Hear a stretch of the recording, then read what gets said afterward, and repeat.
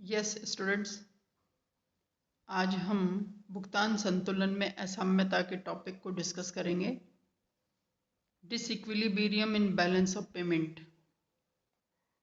आप थोड़े से कंफ्यूज हो रहे होंगे इस हेडिंग को देखकर, क्योंकि लास्ट टाइम पर मैंने बताया था कि भुगतान संतुलन सदैव संतुलित होता है। Balance of payment always balances. तो ये असाम्यता, असंतुलन, डिसइक्विलिब्रियम क्या है, उसको अभी हम समझ लेते हैं। पहली चीज़ तो यह है कि भुगतान संतुलन एक अकाउंट की दृष्टि से यदि देखा जाए, एक खाते की दृष्टि से देखा जाए, तो उसमें हमेशा संतुलन रहता है। इसलिए इसको बैलेंस ऑफ पेमेंट या भुगतान संतुलन कहा जाता है। जैसा कि आप पहले भी समझ चुके हैं कि ये एक ऐसा स्टेटमेंट है जो किसी भी कंट्री के अन्य विश्व देशों के साथ किए गए मौद्रिक व्यवहारों को बताता है, जिसमें सभी प्रकार की प्राप्तियां और भुगतान सम्मिलित होते हैं। वही डबल एंट्री सिस्टम, जिसमें एक तरफ प्राप्तियां एक तरफ भुगतान, यानी डेबिट एंड क्रेडिट एंट्रीज होती हैं।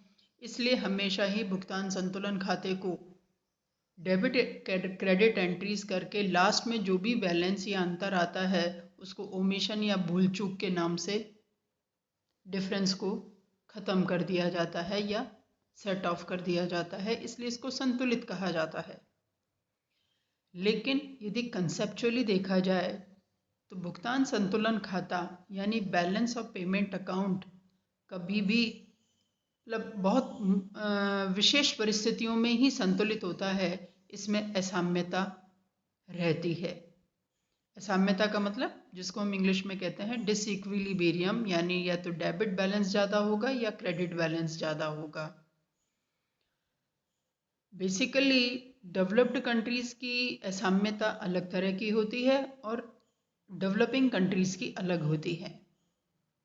जो विकसित देश हैं उनके नेचुरली एक्सपोर्ट्स ज़्यादा होते हैं, और एक्सपोर्ट्स ज़्यादा होने का मतलब सरप्लस बैलेंस होना। और भारत जैसे विकासशील राष्ट्र के लिए जो अब कोविड की परेशानी में भी चल रहा है, तो ऐसे में हमारी इकोनॉमी में भारी नुकसान हो रहे हैं। हमें आयात ज़्यादा करने पड़ रहे हैं। निर्यात की सिचुएशन अभी इकोनॉमी अलाउ नहीं कर रही है। देश में औद्योगिक उत्पादन या इंडस्ट्रियल प्रोडक्शन बहुत ही नीचे जा रहा है। कंपनियां बंद हो रही हैं। धीरे धीरे सुधार के संकेत भी हैं, इम्प्रूवमेंट भी हो रहा है, सर्वाइवल भी हो रहा है, जीडीपी धीरे धीरे इम्प्रूव भी कर रही है। लेकिन ये इम्बैलेंस भी क्रिएट कर रही है, क्योंकि इसमें आयात और निर्यात समान मात्रा में नहीं हो रहे।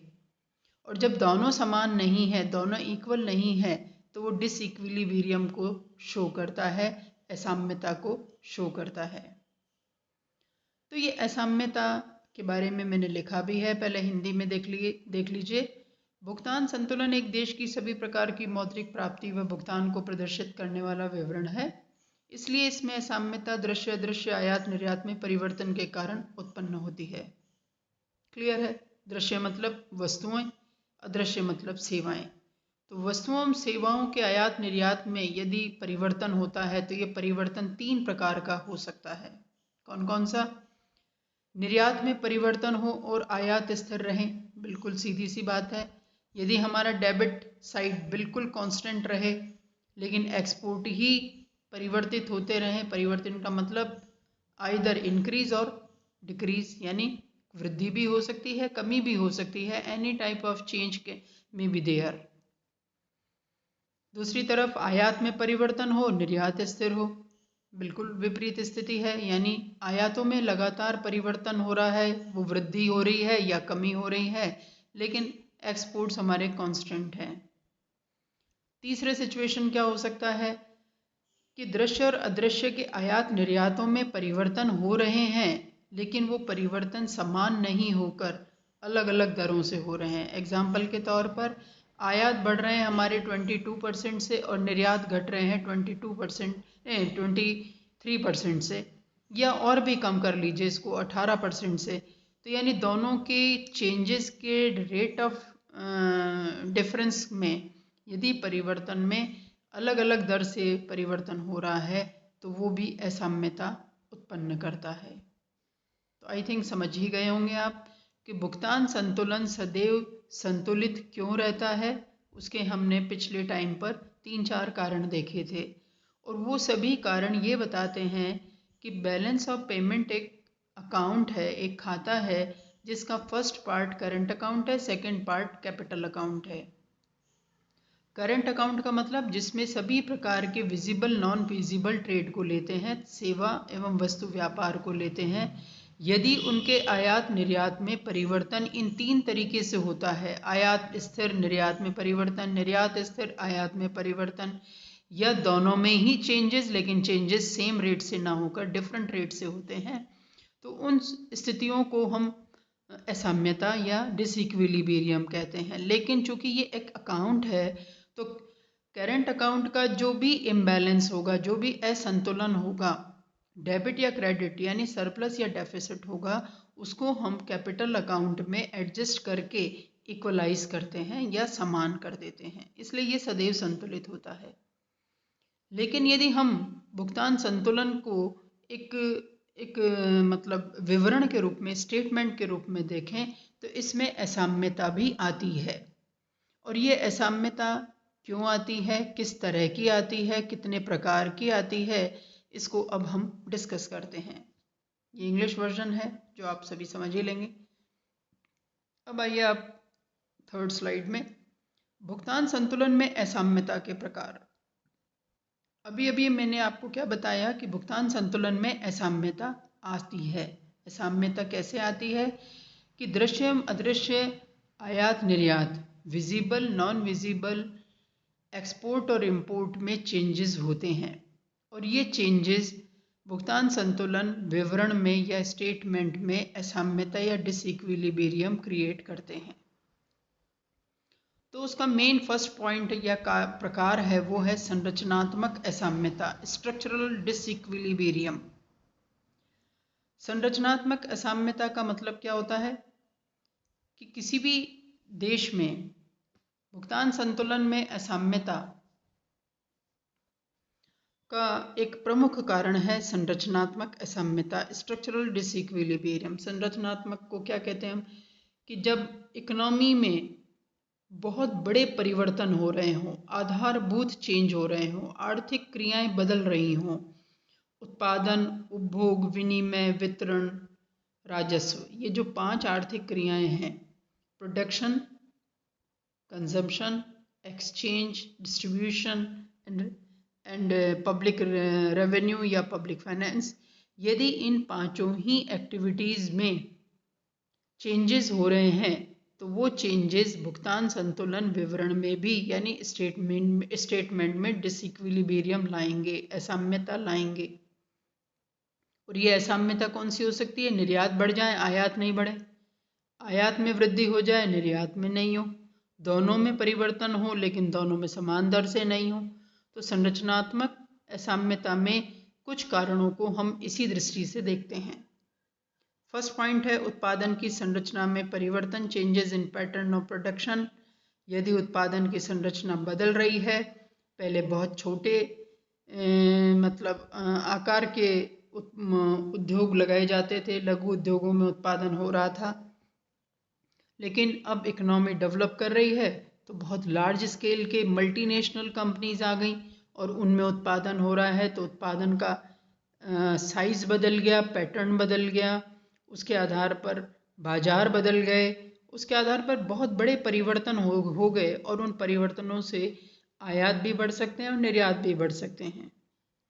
दूसरी बात, मांग के स्वरूप में परिवर्तन, changes in pattern of demand.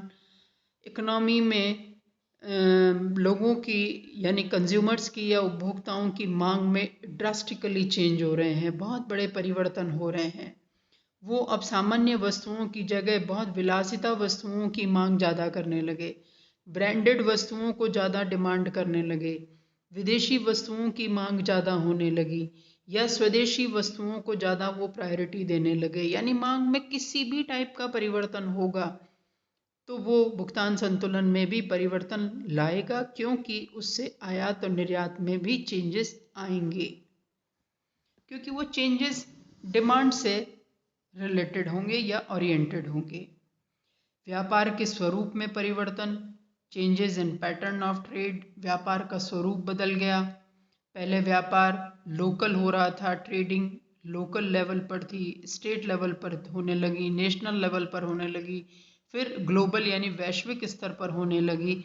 तो नेचुरली जब विश्व में बाज़ार ज़्यादा ढूंढे जाएंगे, ज़्यादा देखे जाएंगे, बड़े बाज़ारों की तरफ व्यापार बढ़ने लगेगा, इकोनॉमी आगे रन करने लगेगी, तो उस देश का निर्यात बढ़ेगा और आयात भी बढ़ेगा नेचुरली निर्यातों को बनाने के लिए। लेकिन दोनों में चेंजेस इक्वल नहीं होने के कारण असाम्यता आएगी। व्यापार की शर्तों में परिवर्तन, changes in terms of trade. Terms of trade की बात हमने पहले भी की थी शुरू के लेक्चर्स में, कि व्यापार की शर्तें वे शर्तें हैं जिनके आधार पर दो राष्ट्र अपनी वस्तुएं एवं सेवाओं का एक्सचेंज करते हैं, आयात निर्यात करते हैं। इन शर्तों का अनुकूल और प्रतिकूल होना उस देश की अर्थव्यवस्था की दृष्टि से बड़ा इम्पॉर्टेंट होता है। यदि कोई देश अपने निर्यातों को बढ़ाने में बहुत आगे है, एक्सपोर्ट्स बढ़ रहे हैं, तो एक्सपोर्ट्स बढ़ने के कारण व्यापार की शर्तें अनुकूल होंगी, फेवरेबल होंगी, और फेवरेबल होने के कारण भुगतान संतुलन में एक्सपोर्ट साइड बढ़ेगा, इंपोर्ट कम हो जाएगा। वाइस वर्सा, यदि आयात बढ़ रहे हैं, अर्थव्यवस्था डेवलप कर रही है, नए उद्योग धंधे लग रहे हैं, लोगों की डिमांड बढ़ रही है, क्वालिटी कॉन्शियसनेस ज़्यादा आ रही है, तो आयात बढ़ जाएंगे और उन आयातों के बढ़ने के कारण भी डिसइक्विलिब्रियम आएगा, क्योंकि व्यापार शर्तें प्रतिकूल हो जाएंगी। व्यापार शर्तें प्रतिकूल होने का मतलब समझ गए आप? इसका मतलब क्या हुआ कि यदि आयात बढ़ते हैं तो हमें विदेशी मुद्रा के भुगतान का दायित्व पूरा करना होगा, और जिन देशों को हमें इंपोर्ट का पेमेंट करना है उनकी शर्तें हमें फॉलो करनी होंगी, उन शर्तों पर हमें व्यापार करना होगा जो नॉर्मली प्रतिकूल या अनफेवरेबल सिचुएशन को भी बताता है। संस्थागत परिवर्तन, इंस्टीट्यूशनल चेंजेस, यदि मान लीजिए इकोनॉमी में बड़े भारी बदलाव आ रहे हैं, बड़ी बड़ी संस्थाएं सरकारी आधार पर, निजी क्षेत्र के आधार पर, या सरकारी सार्वजनिक और निजी दोनों क्षेत्र को मिलाकर PPP के मोड पर यदि कोई नई संस्थाएं जन्म ले रही हैं, स्थापना हो रही है, तो उन संस्थाओं का या उन इंस्टीट्यूशन का इफेक्ट ये पड़ेगा कि आयात निर्यात में बदलाव आएंगे। संस्थागत परिवर्तन का मतलब ये भी होता है जैसे पूरे देश में बैंकिंग स्ट्रक्चर बिल्कुल बदल दिया गया। जैसे एग्जाम्पल हम लें स्टेट बैंक ऑफ इंडिया का। स्टेट बैंक ऑफ इंडिया की 7 एसोसिएट संस्थाएं थीं, जो आप सभी जानते हैं, यानी 7 सहायक संस्थाएं थीं। इन 7 सहायक संस्थाओं को 1 अप्रैल 2017 में मिला दिया गया।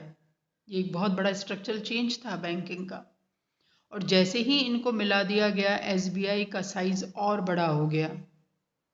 ये पहले भी देश का सबसे बड़ा सार्वजनिक क्षेत्र का बैंक था और अभी भी है, लेकिन जैसे ही एसोसिएट्स मिला दिए गए, मर्जर हो गया, तो उस मर्जर का इफेक्ट यही पड़ा कि यह बैंक और बड़े क्षेत्र में बिजनेस करने लगा, और ऐसा परिवर्तन उस देश के फाइनेंशियल सिस्टम को भी इम्प्रूव करता है, उसका आयात निर्यात पर भी प्रभाव पड़ता है। प्राकृतिक आपदाएं, आप सभी जानते हैं, कोई भी देश इससे अछूता नहीं है, चाहे वो विकसित देश हो, विकासशील राष्ट्र हो, गरीब राष्ट्र हो, किसी भी तरह के देश में कोई भी नेचुरल कैलेमिटी आ सकती है। अब इस नेचुरल कैलेमिटी की वजह से, यानी प्राकृतिक आपदाएं कौन कौन सी आ सकती हैं, जैसे मान लीजिए बाढ़ आ गई, सूखा है, भूकंप है, सुनामी, जो आजकल बहुत ही कॉमन थिंग हो गया, और उसकी वजह से देशों की अर्थव्यवस्थाएं पूरी धराशायी हो जाती हैं। उन परिस्थितियों में उस देश को वापस खड़ा होने में बहुत बड़ा विदेशी व्यापार का सहारा लेना पड़ता है, आयात बढ़ाने पड़ते हैं, निर्यात बढ़ ही नहीं सकते उस सिचुएशन में। तो ऐसी आपदाएं आने पर भी उस देश के भुगतान संतुलन का असाम्य होना मतलब संरचनात्मक असाम्यता के अंतर्गत आता है। आई थिंक आप सभी पॉइंट समझ गए होंगे। थोड़ा सा इनको और केयरफुली आप पढ़ने की कोशिश करिए, सभी समझ में आ जाएंगे। बहुत सिंपल है, असाम्यता का मीनिंग यही समझ लीजिए, यानी आयात और निर्यात में परिवर्तन होना, लेकिन दोनों में समान होता है तो वो साम्यता होगी, और असाम्यता का मतलब दोनों में अंतर है तो ये असाम्यता है। और असाम्यता के प्रकार में हम 3 मुख्य प्रकार पढ़ रहे हैं। उसमें से पहला आपने देखा स्ट्रक्चरल डिसइक्विलिब्रियम यानी संरचनात्मक। और बच्चों, संरचनात्मक का सीधा सा मतलब होता है जबकि अर्थव्यवस्था में ही बहुत बड़े बदलाव हो रहे हों। अर्थव्यवस्था के जो तीनों क्षेत्र हैं, प्राथमिक, द्वितीयक और तृतीयक, इन तीनों में बहुत बड़े बड़े आधारभूत परिवर्तन यदि किए जा रहे हों, बेसिक चेंजेस किए जा रहे हों, और ये चेंजेस इन 6 पॉइंट्स के थ्रू मैंने समझाने की कोशिश की है कि यदि ऐसे परिवर्तन हो रहे हैं उत्पादन में, मांग में, व्यापार के स्वरूप में, व्यापार की शर्तों में, या उस देश के इंस्टीट्यूशनल चेंजेस हो रहे हैं, बहुत बड़े बड़े संस्थाएं स्थापित हो रही हैं, या बड़े संस्थाओं का मर्जर हो रहा है, आपस में विलयीकरण हो रहा है, या बड़े उद्योग धंधे जो बहुत ज़्यादा घाटे में चल रहे हैं उनको बंद किया जा रहा है, उनकी जगह नए बनाए जा रहे हैं, या नई संस्थाएं जन्म ले रही हैं, ये सभी परिवर्तन भुगतान संतुलन को डायरेक्टली और इनडायरेक्टली अफेक्ट करते हैं। दूसरा कारण है चक्रीय या मौद्रिक असाम्यता। चक्रीय और मौद्रिक का मतलब क्या है? जब व्यापार चक्रों के कारण भुगतान संतुलन में असाम्यता आती है। व्यापार चक्र जानते ही हैं, व्यापार में तेजी और मंदी की स्थितियां, जो इकोनॉमी में मौद्रिक प्रसार और मौद्रिक संकुचन के रूप में भी जानी जाती हैं। इसलिए इसके 2 नाम हैं, चक्रीय या मौद्रिक असाम्यता, साइक्लिकल और मॉनेटरी डिसइक्विलिब्रियम। इकोनॉमी का एक बेसिक नेचर होता है, या तो वह तेजी की तरफ होती है या मंदी की तरफ होती है, यानी ये चेंजेस ऑलवेज देखे जाते हैं। और ये चेंजेस जब आते हैं तो उस देश में या तो मुद्रा प्रसार यानी इन्फ्लेशन होता है, मूल्यों में वृद्धि होती है, या मुद्रा संकुचन या मूल्यों में गिरावट आती है। अभी कोविड सिचुएशन में क्या हो रहा है? संकुचन है, डिप्रेशन हो रहा है, क्योंकि उद्योग धंधे बंद हैं, प्राथमिक क्षेत्र में ही थोड़ी बहुत मतलब सुधार और अच्छी वृद्धि हो रही है, एग्रीकल्चर बहुत ज़्यादा बम्पर प्रोडक्शन हुआ है। इसलिए पूरी इकोनॉमी की नज़र या पूरी इकोनॉमी के विकास की स्थिति इस समय कृषि या प्राथमिक क्षेत्र या प्राइमरी सेक्टर पर डिपेंड कर रही है। एग्रीकल्चरल प्रोडक्शन के बाद इंडस्ट्रियल प्रोडक्शन की बात हम करें, मैन्युफैक्चरिंग सेक्टर की हम बात करें, तो अभी मैन्युफैक्चरिंग सेक्टर में धीरे धीरे बहुत स्लो स्पीड से इम्प्रूवमेंट हो रहा है, क्योंकि लॉकडाउन और कोविड के कारण इस देश की अर्थव्यवस्था में मैन्युफैक्चरिंग सेक्टर को सबसे बड़ा शॉक लगा है। तो ये चक्रीय और मौद्रिक असाम्यता में जो असाम्यता जो आती है, उसके 3 कारण मुख्य रूप से देखे जाते हैं। सामान्य मूल्य स्तर में परिवर्तन, changes in general price level, मूल्यों में परिवर्तन हो रहा है, या तो मूल्य ऊपर की तरफ जा रहे हैं या मूल्य नीचे की तरफ जा रहे हैं। उसका प्रभाव आयात और निर्यात की मात्रा पर या उनके मौद्रिक आधार पर भी पड़ता है। यदि सामान्य मूल्य स्तर बहुत ऊंचे हैं, इन्फ्लेशन है, मुद्रा प्रसार की स्थिति है, तो मुद्रा प्रसार में हमारे आयात सस्ते हो जाएंगे और निर्यात महंगे हो जाएंगे, और उस देश का असाम्यता की स्थिति आएगी। और यदि संकुचन की स्थिति है, मूल्यों में बहुत तेजी से गिरावट हो रही है, तो निर्यात हमारे बहुत सस्ते हो जाएंगे, आयात महंगे हो जाएंगे, और उस सिचुएशन को भी हम असाम्यता को इंडिकेट करते हुए मानते हैं। मौद्रिक आय में परिवर्तन, चेंजेस इन मॉनेटरी इनकम, मान लीजिए उस देश के लोगों की मौद्रिक आय बढ़ रही है, उसमें परिवर्तन हो रहा है वृद्धि की ओर या कमी की ओर, उसका प्रभाव उस देश के बाजार में मांग और पूर्ति पर पड़ेगा, और ये मांग और पूर्ति आगे जाकर विदेशी व्यापार को भी प्रभावित करती है। मौद्रिक आय बढ़ने से लोगों का उपभोग व्यय बढ़ता है, कंजम्पशन एक्सपेंडिचर बढ़ेगा, और यदि उपभोग व्यय बढ़ता है तो बाजार का विकास और विस्तार होता है, उत्पादन बढ़ता है, रोजगार, आय, बचत सभी कुछ बढ़ते हैं, और उस देश का विकास होता है, तो निर्यात बढ़ते हैं, आयात कम होने लगते हैं। लेकिन यदि हम बिल्कुल ठीक विपरीत स्थिति देखें तो मौद्रिक आय में यदि कमी हो रही है तो उस कमी का परिणाम क्या निकलेगा?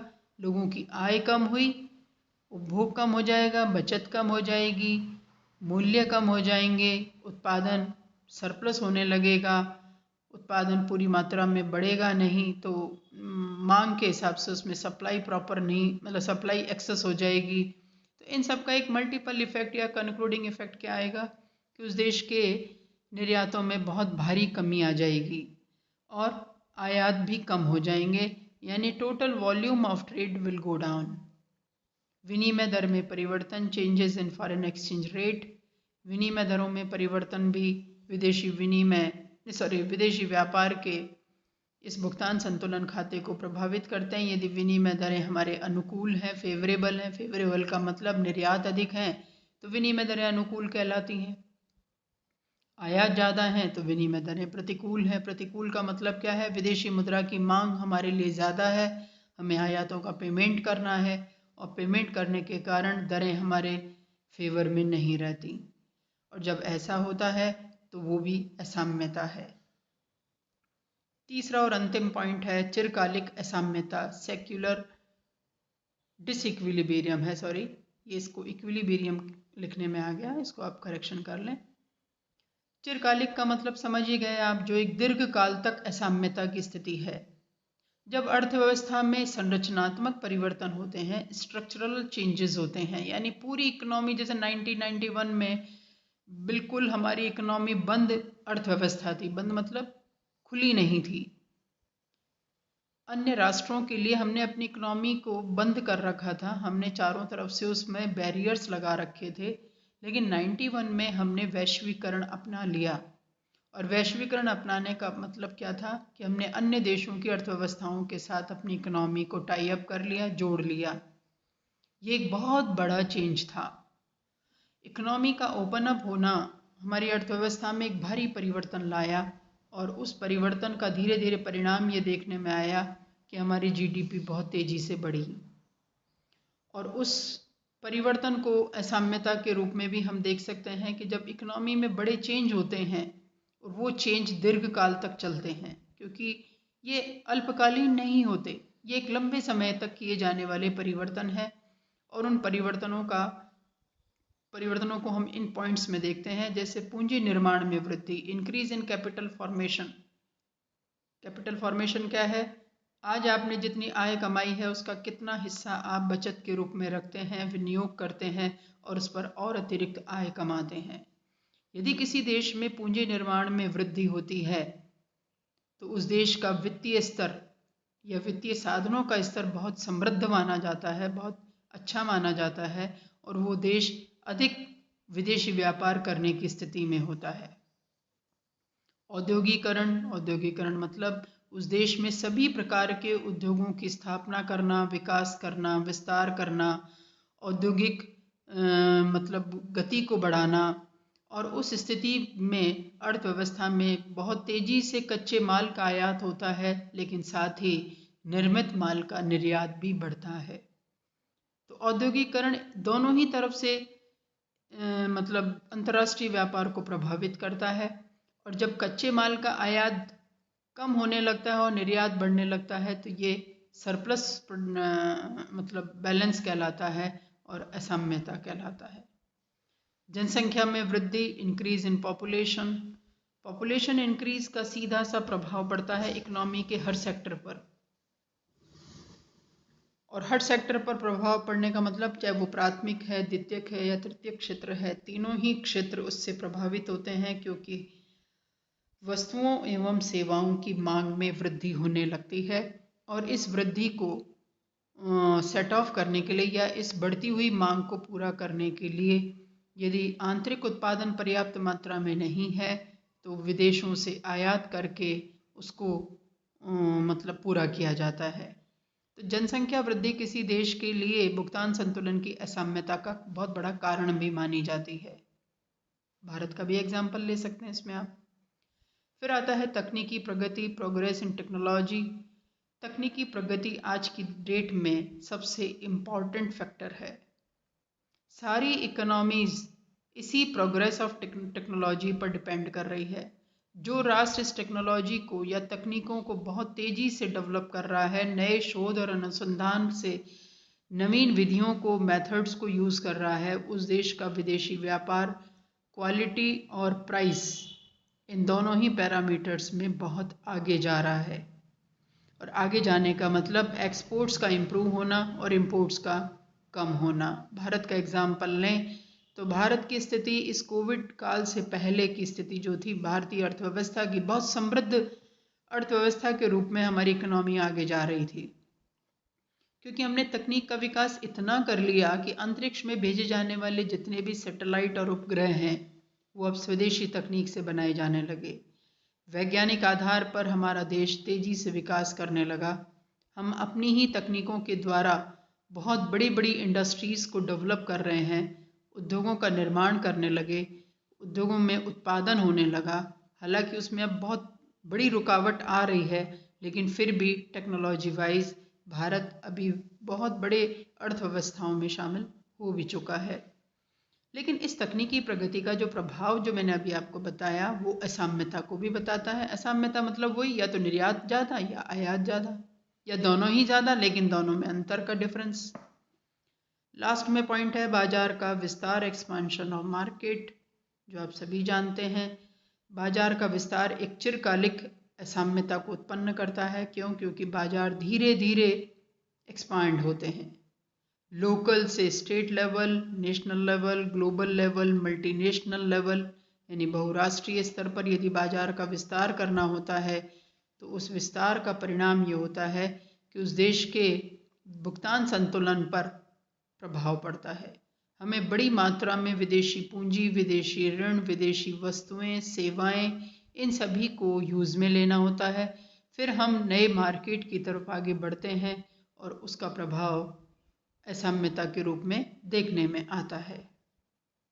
तो स्टूडेंट्स, आज हमने काफ़ी इम्पॉर्टेंट पॉइंट पढ़ा है, टाइटल पढ़ा है, इसको आप अच्छी तरह से और समझ लें।